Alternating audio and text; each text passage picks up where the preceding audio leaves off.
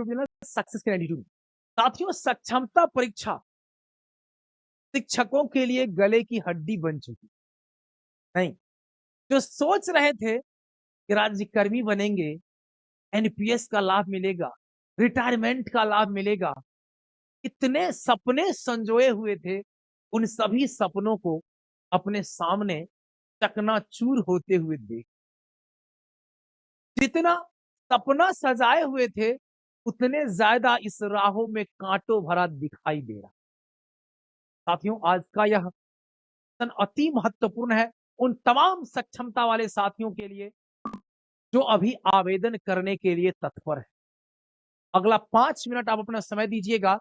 निश्चित रूप से आपके जीवन में हो सकता है कि कुछ जो दुख का घड़ी आने वाला है, उसमें हम कुछ आपको सहयोग कर सके और उस दुख को सुख में बदलने का थोड़ा सा प्रयास करें।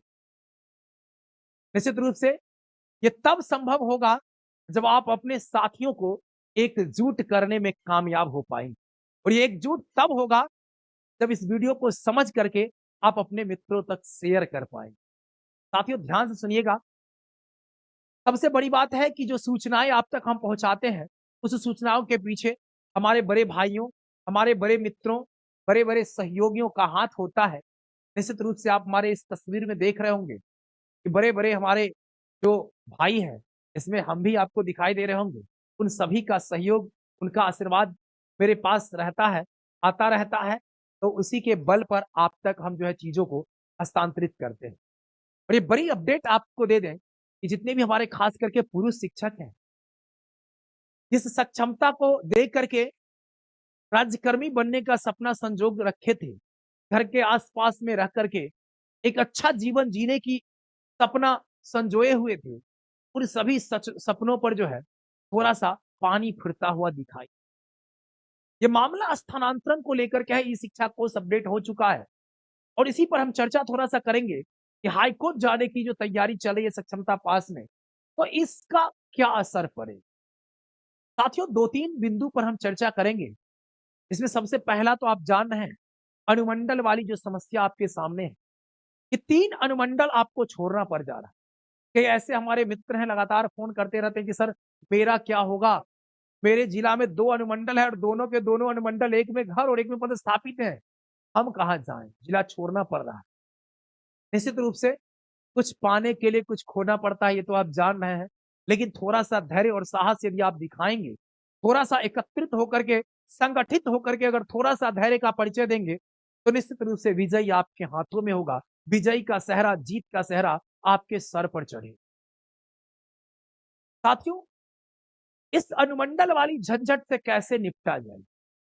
क्या कोर्ट की मदद से निपटा जाए?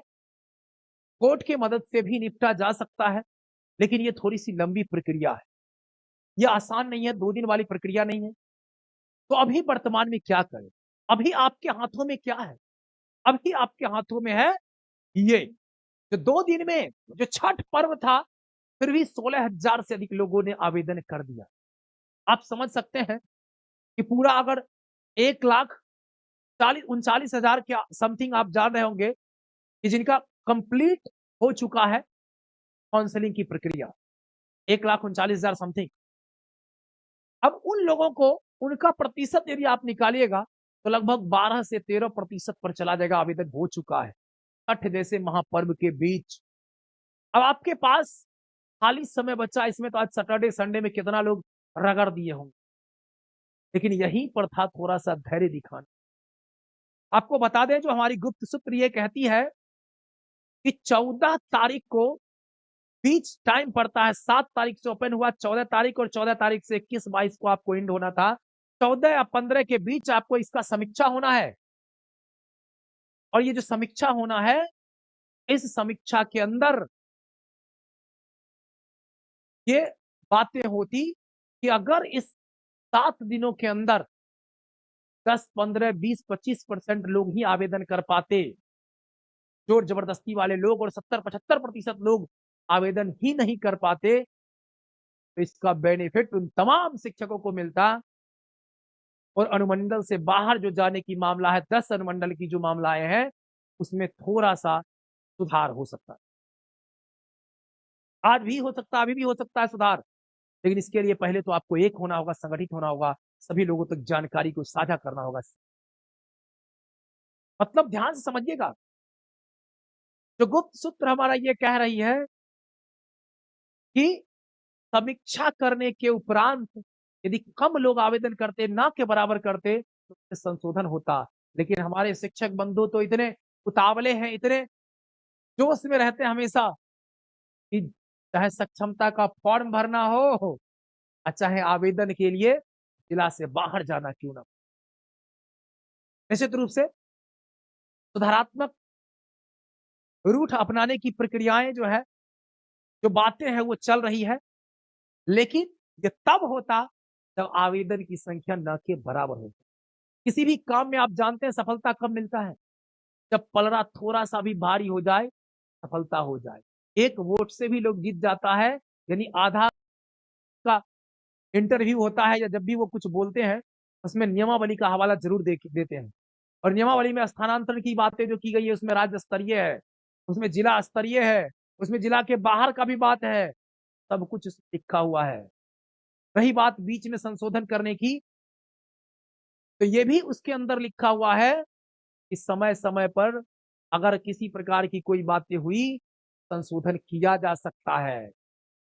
मतलब बड़े बड़े दिग्गज वकील से भी उन्होंने राय लेकर के कार्य को बढ़ाया है। भले ही हाई कोर्ट के अंदर बाद में भविष्य में जजमेंट जो आए लंबी प्रक्रिया के बाद होगी, आसान नहीं होगा कि आप जब चाहे और तब आपके लिए सुनवाई हो जाए हाई कोर्ट के अंदर और हर बातें हो जाए। अभी आपके हाथों में केवल एक ही बात है, वो आवेदन की प्रक्रिया, और उसको थोड़ा सा आपको धैर्य का परिचय देना होगा, थोड़ा सा आपको रोकना होगा, तभी जाकर के आपका ये संभव हो सकता है, कुछ बदलाव हो सकता है। अन्यथा की स्थिति में कोई बदलाव भविष्य में संभव नहीं दिखाई। ठीक है, ये बड़ी अपडेट है, तमाम मित्रों के साथ शेयर जरूर करिएगा।